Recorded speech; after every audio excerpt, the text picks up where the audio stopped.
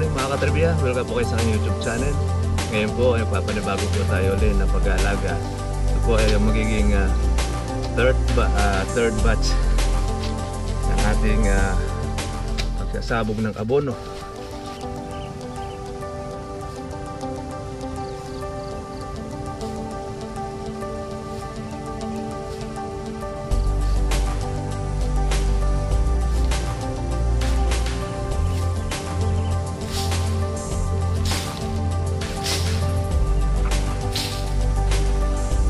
Hamog.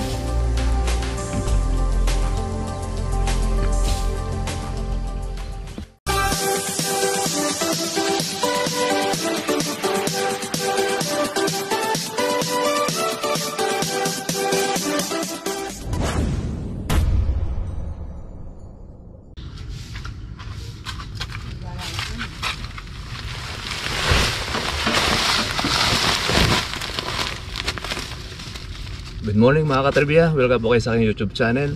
Ngayon po ay papanibago po tayo ulit ng pag-aalaga.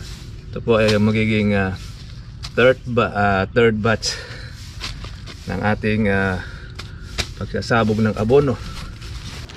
Diyan po sa tabing ilog, yung ating pong farm po doon. Ang bulaklak na ito mga katribya ay buwan pa ng Mayo. Kaya sa pagsasabog po natin abono ngayon, January, sa maaaring katapusan ng April or first week ng May, pwede po tayong umani, sasabog po natin ito.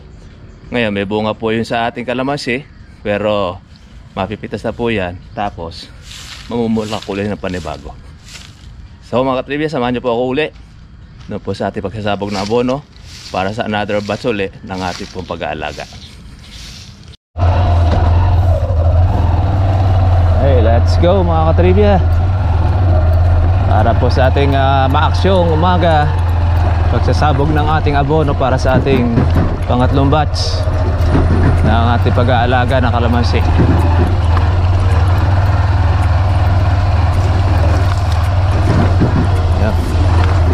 Landar na si father ng pagpatubig niya sa harapan.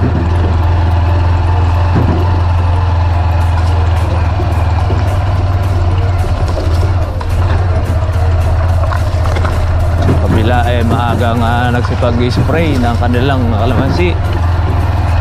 Mga katribya, naglalakihan na po ang mga bunga. Ang kabila. Isang malamig na umaga sa inyo mga katribya.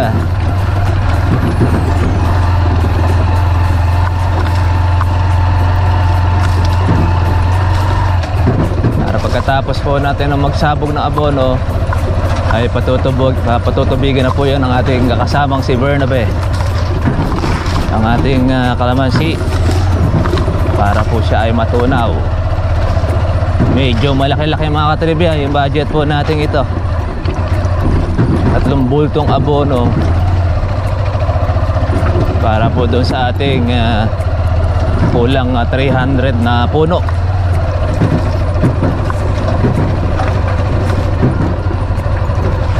Magandahan itong ating alaga na ito, hindi po tayo makakasabay sa maraming binulaklak.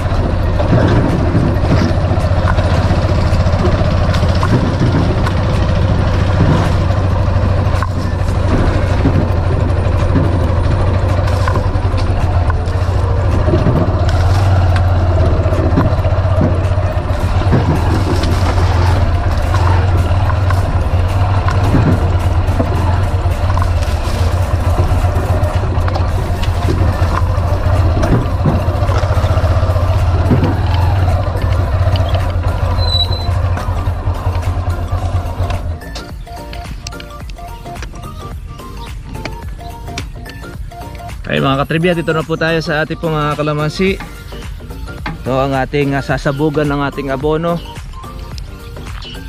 Itong ating bata pa rin kalamansi ito. Kung ito mga katribya, matagal na po tayong hindi po nakapag-abono nito. Pag-aalaga po tayo ng para po sa ating third batch. Pagka po napitas na po yung mga malalaki na ito mga katribya, ayan na. Mukhang May bago na naman tayo mga kaibigan. Unti-unti na itong ating kalamansi. Sasabog na po tayo mga katribya po ng ating abono dito.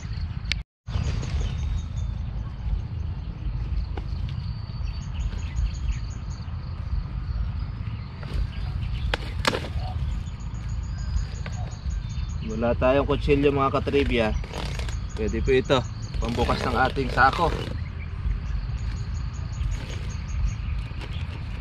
So, alam nyo lang yung pamamaraan hindi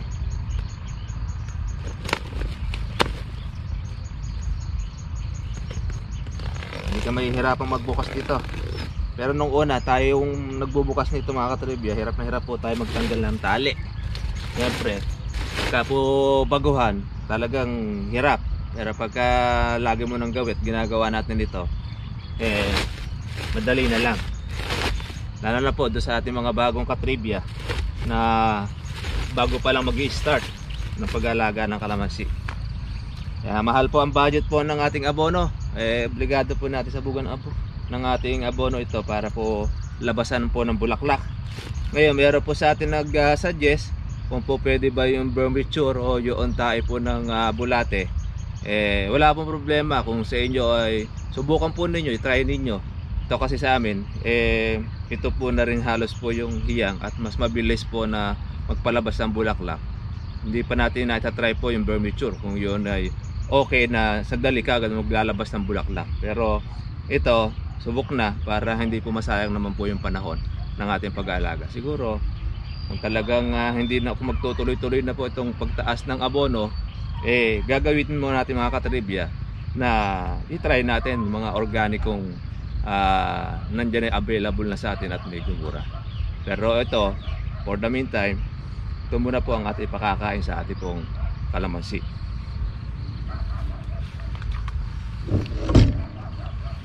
Malaki po kasi mga katribya po yung tinaas nitong ating abono. Para po sa iba ito 1.6 yung pino. Dati lang ang kuha lang namin ito mga katribya 600. Dati nga yung labas nito nasa 550 lang. Ngayon 1.6, 1.5, 1.4. Iba-iba ang klase, iba-iba ang presyo. Depende po doon sa lugar ninyo mga katribya.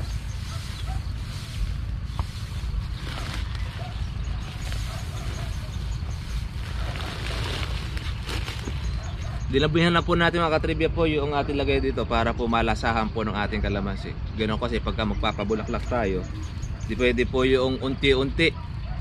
Pagka unti-unti rin nalabas ng bulaklak. Pero pagka medyo marami din po ang ilalabas sa bulaklak.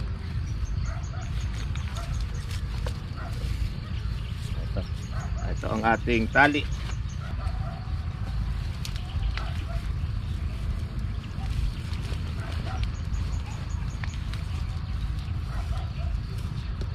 Okay. Sabog na tayo mga katribya ng ating abono.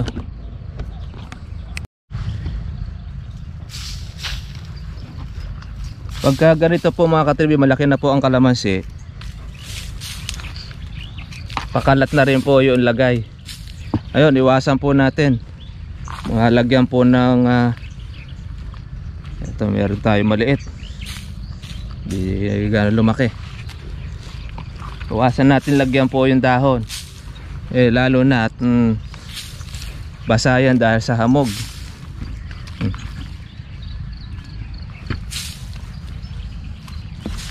Di natin ikuha sa ilalim.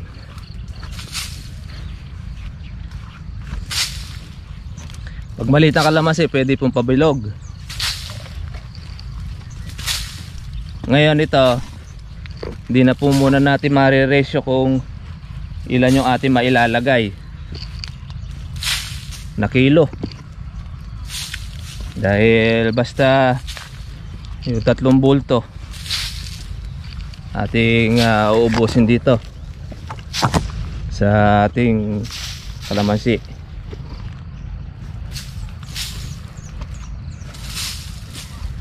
Lalagay natin mga katribya doon po sa naagusan po ng tubig para mabasa. at kainin.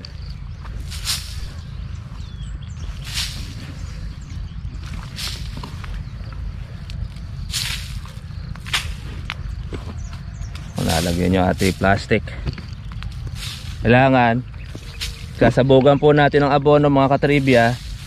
Dapat patay na damo para kain na kain niya. Ang ugat po nito mga katribya ay nandun na po siya sa palibot ng mga dahon. Kalat na.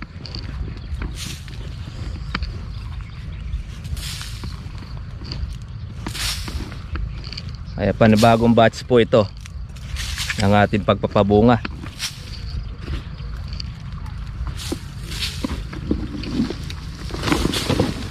Kumura lang po ang abono. Lalagyan natin ito ng 5. Kaso nga lang talagang grabe yung taas.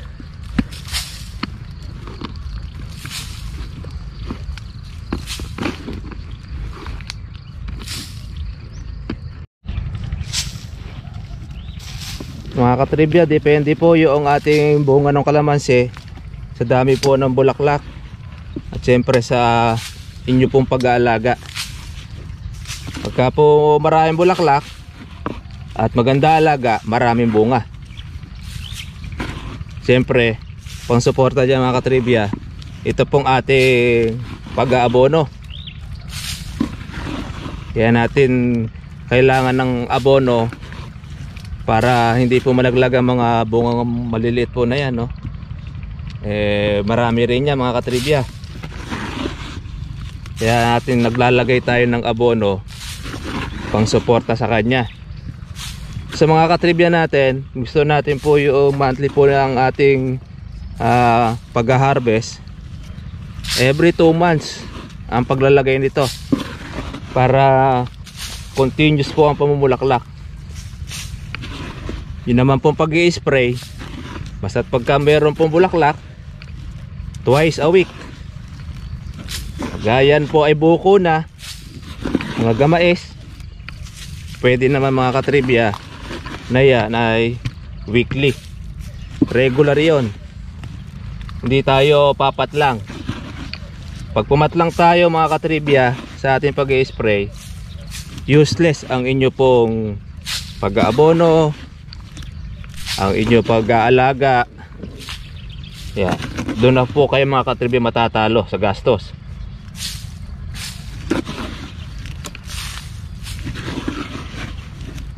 Kaya ito naman talaga siyang kailangang alagaan dahil ito ang ating inaasahan. Ito ang ating pangunahing kabuhayan, ang ating kalamansi. Basta't bibigay lang natin mga katribya po yung suporta sa kanya. Bibigyan din po tayo nito ng bunga. Maliban na lamang pagka hindi natin siya bibigyan ng pagkain, hindi ka bibigyan ng pagkain yan.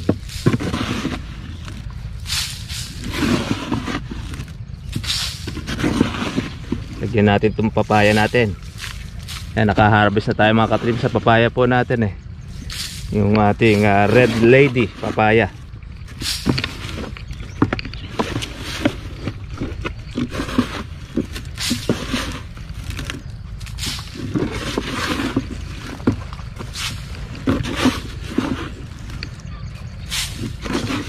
Pipitasin na po natin mga katribya po pwede rito para alam nyo naman maiinit sa amin dito kalamansi.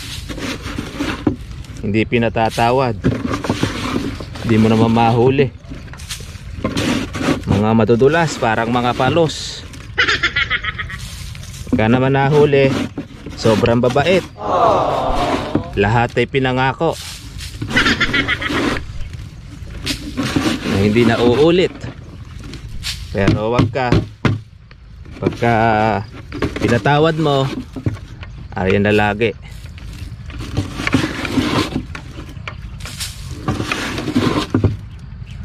Okay. Tapos na tayo mga katribya po ng isa nating bakol, another bakol uli. Ambusin po natin dito yung ating 3 bags. Dahil mapipitas naman po natin dito. Ayan. Ang magiging kapalit niya para naman po sa ating pag-aalaga. Para lumaki po yung mga panunod. Basta't sisipagan lang natin, mga katribya. Pagka tatamad-tamad tayo, wala rin po mangyayari. Kaya kailangan lagi tayong bigyan ng sipag. Yan po ang isang the best po natin na magagawa.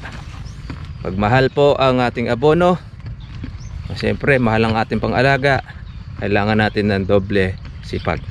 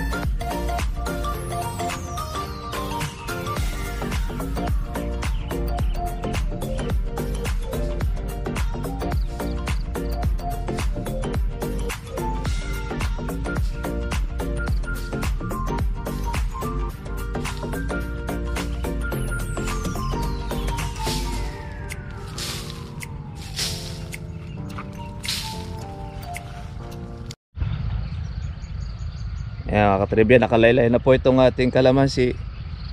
Ating sasabugan po natin ng abono ito.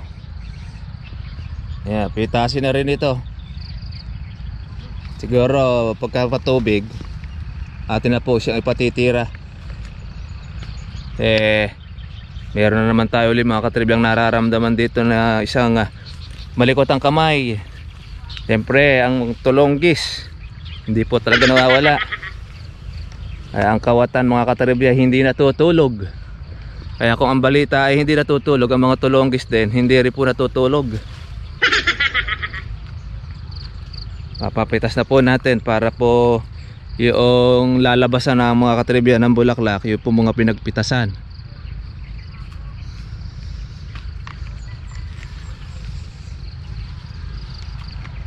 Ayan. Sunod-sunod po mga katribya po yung bunga po ng ating kalamansi. Hindi po sila talaga sabay-sabay. Ganyan po ang ating pag-aalaga. Basta't continuous po yung ating pong pag-i-spray, continuous din po ang pagbibigay po sa atin ng bunga ng ating kalamansi. Basta't lang ang ating pong gagawin, sipagan lang po natin ang ating pag-aalaga para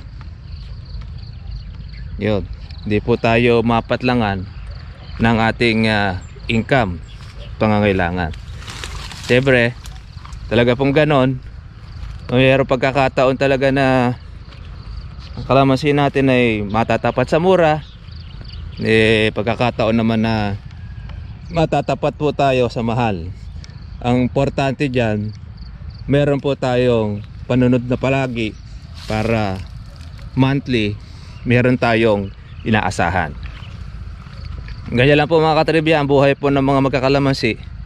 Basta't masipag lang po tayo mag-alaga, meron po tayong pong puhunan, kakaroon po tayo mga katribya lagi dyan ng ating pitasin. Tingnan nyo ito mga katribya po, ang ating kalamansi kung ito ay regular po natin na i-spray. Ayan o, bata pa lang po yan o. Dahil pong bunga. Ayan o, malalaki na po mga katribya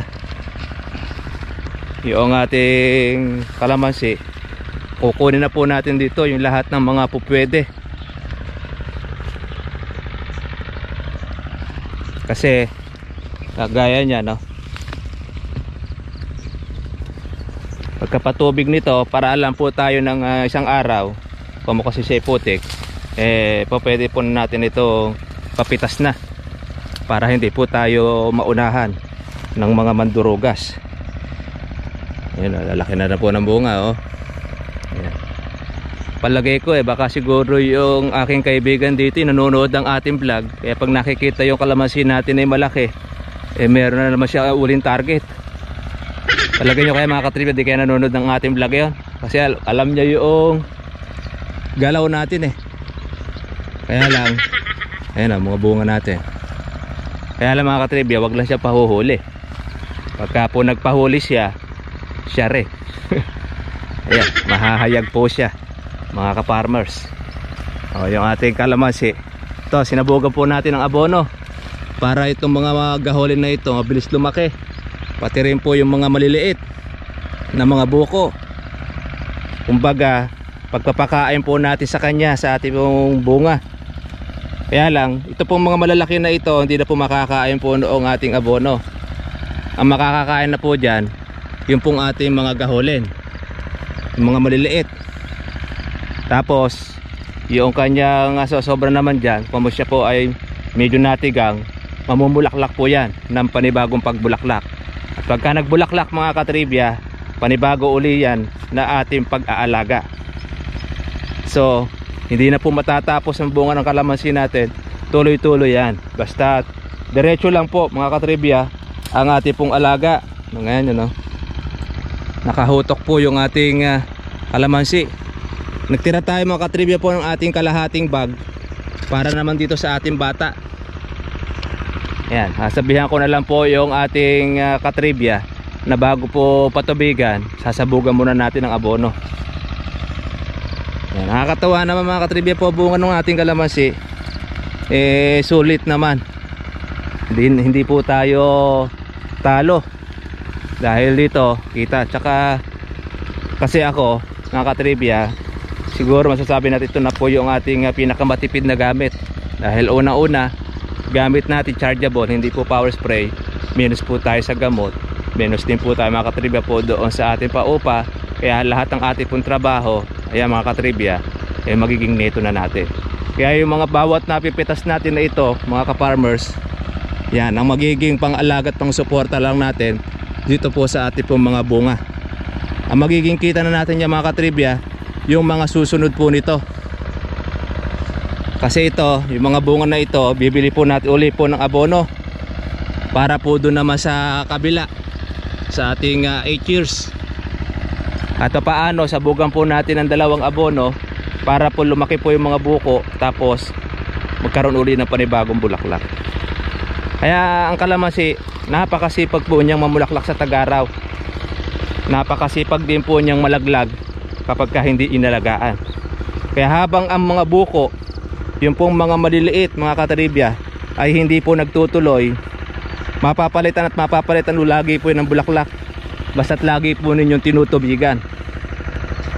Pero pagka halimbawa mga katribya, hindi po natin ito tutubigan, ay nako, sigurado ngayon pong kalamansi ninyo tatanda na po ng husto. Pagkatapos yan, magiging bahay po ng mga insekto.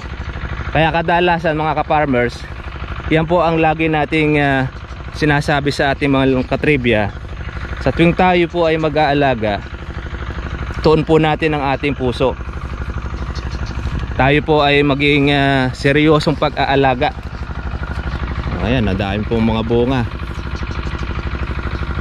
Ay pag napitas na po itong mga malalaki na yan, parang hindi po nabawasan dahil meron uli yung panunod. Yeah, tinuloy na po ng ating katribya po yung pagpapatubig. Sabog na, tapos na po tayo mga katribya ng ating po pagpapatubig dito sa tabing ilog. Kaya eto, nililibot ko lang po kayo mga subscriber natin sa ating pong inaalagaan kalamansi. Yan po ang resulta. Dahil bunga nakayok-ayok na mga katribya. Medyo marami-rami po tayo mapipitas dito. Meron ulit tayong panibagong batch ng ating alaga. So mga ka-farmers, hanggang nyo na lang po ang ating pong vlog. Maraming salamat po sa ating mga bagong subscriber.